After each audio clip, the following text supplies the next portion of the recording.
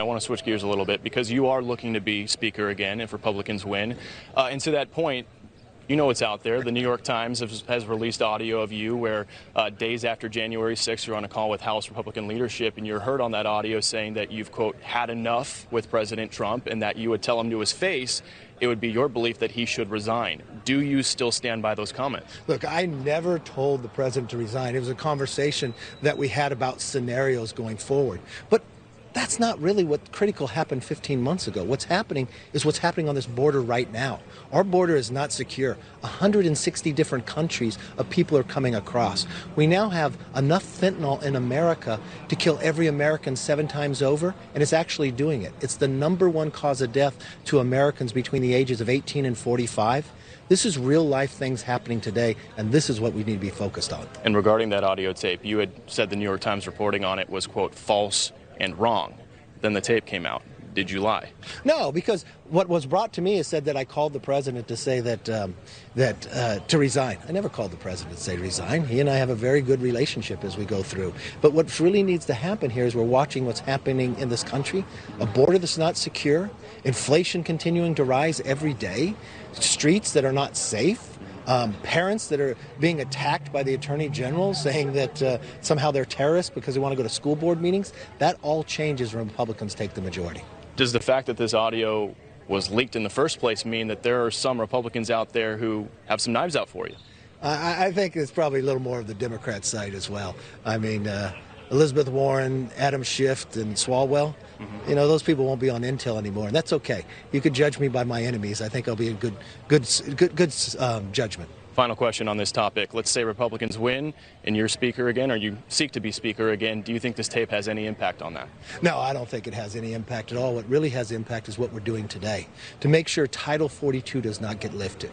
That you got a Biden administration that has opened up this border, that you're now having people on the terrorist watch list coming across into America.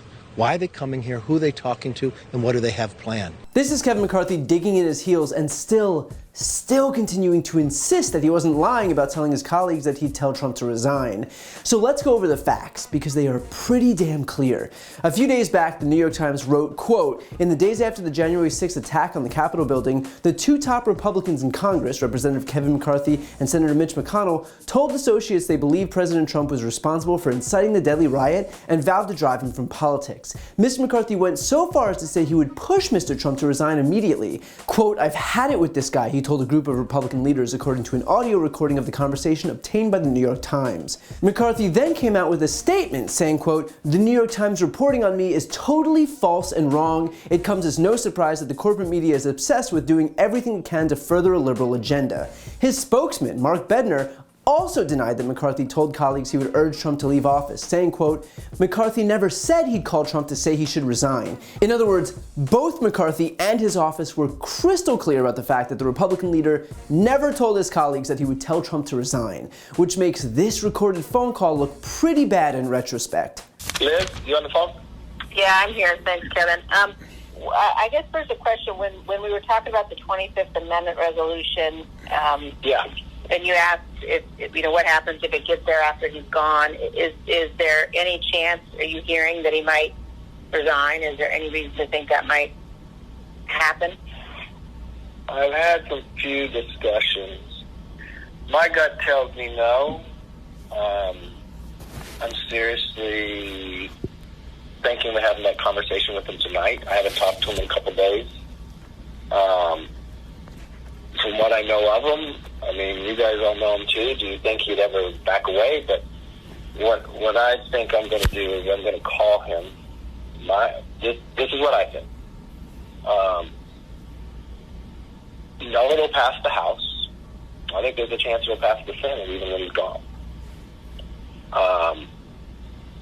And I think there's a lot of different ramifications for that. Now, I haven't had a discussion with the Dems that if he did resign, would it not happen?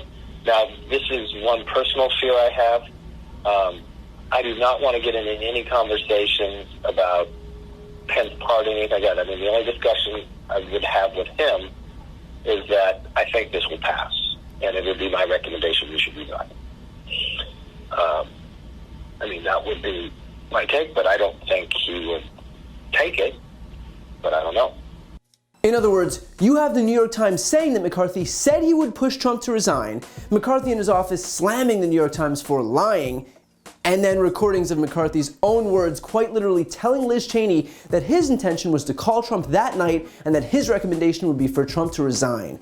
But McCarthy, knowing that he got caught lying, is now pretending that what we're talking about here is whether he told Trump he should resign, which was never even the issue at hand. All McCarthy is trying to do is obfuscate the facts, but the facts are all crystal clear. This is about whether McCarthy told his colleagues that he'd push Trump to resign, and we literally heard the tape of him doing exactly that. But this is the Republican MO. First, you lie, and then you lie about lying, and on, because the constant gaslighting is more important than having even a shred of honesty. Now, another reporter eventually clarified this for McCarthy, saying that the issue at hand was never whether he told Trump to resign, but rather that he told his colleagues that he'd tell Trump to resign. And here's what McCarthy says. You repeatedly said you denied the reporting, you said you never asked Trump to resign. That's not what they reported, though. They reported that you talked to your fellow House Republicans about advising Trump to resign. So why were you not truthful about that? First of all, let me just answer your question since you don't want to talk about the border. The reporter never asked me that question. The reporter came to me the night before he released the book, and my understanding was he was saying that I asked President Trump to resign. No, I never did, and that's what I was answering. If you're asking now, did I tell my members that we're going to ask them if I told any of them that I said President Trump? The answer is no. I'm glad you asked that question, but what's more important than something that happened 15 months ago on a private conversation with about 4 other people is what's happening here right now. That, of course, there must have been some kind of miscommunication, because that's not at all what Kevin McCarthy heard. So I guess we'll just have to take McCarthy's word for it, which shouldn't be a problem since the guy values honesty so much and all. But what's even more insane is that he says, well, ask my members whether I told any of them that Trump should resign, referring to the lawmakers behind him. But like, what? Is the guy seriously still denying the thing that he's on tape doing? That's great that he didn't talk about Trump resigning to any of those people behind him, but we don't need to start doing a roll call here of members to find out who he spoke with. We have audio evidence of him doing it on a call with Liz Cheney. This is like if you ask a 7-year-old whose mouth is covered in chocolate if they ate the missing cookie and they say no, and then you show them a video where they're eating that cookie and they still say no. Because dear God, we live in the dumbest of all timelines. But despite all of that, almost more shameless than his lies are McCarthy's efforts to desperately pivot to talking about the border. In the original clip, Fox's Bill Maloogian was able to relentlessly redirect him back to the issue at hand, but McCarthy could not wait to pivot to the border on every single question. And it just goes to show that the GOP's playbook is twofold. First, lie, and second, deflect. And when you get caught doing the first thing, then pivot to the second thing. But because the Republican leader has no standards, no scruples, no shame, then he has no qualms about just blatantly ignoring the fact that he lied to everyone's faces because, well, look at that shiny thing over there. So here's my message to Republicans. You deserve better than an elected official, a member of the leadership, no less, who thinks you are so stupid that he'll not only lie, but lie about lying before ultimately just trying to deflect your attention onto the culture war issue of the day. Don't give your elected officials permission to treat you like idiots. Don't give them the negative reinforcement of knowing that they can lie to your faces so long as they just blindly pivot to a culture war. Demand more from the people you vote for, because right now they are getting away with playing you for fools. To see more videos like this, click the subscribe button right here on this screen. And if you want to support my work, subscribe to my podcast, No Lie with Brian Tyler Cohen. I cover the most important stories each week, and my guest is always one of the top political figures, including Vice President Kamala Harris, Jen Psaki, Elizabeth Warren, Pete Buttigieg, Nancy Pelosi, Katie Porter, Cory Booker, and so many more. The podcast link is also right here on this screen, so give it a listen and subscribe on Apple Podcasts, Spotify, or wherever you listen to podcasts.